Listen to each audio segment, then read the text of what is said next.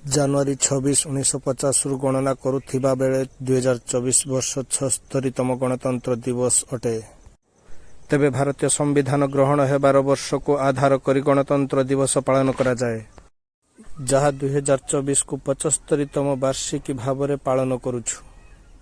Baliapal block ପୂର୍ବତନ ସମିତି ସଭ୍ୟ ଶ୍ରୀଯୁକ୍ତ ବିଜନ କୁମାର ନାୟକ, ତାଙ୍କ ଧର୍ମପତ୍ନୀ ତଥା ବର୍ତ୍ତମାନ ବାଲିଆପାଳ ବ୍ଲକର ଅଧ୍ୟକ୍ଷା ଶ୍ରୀମତୀ ରଞ୍ଜିତା ନାୟକଙ୍କ ଅଧ୍ୟକ୍ଷତାରେ ଅନୁଷ୍ଠିତ ହୋଇଯାଇଛି 75ତମ ଗଣତନ୍ତ୍ର ଦିବସ।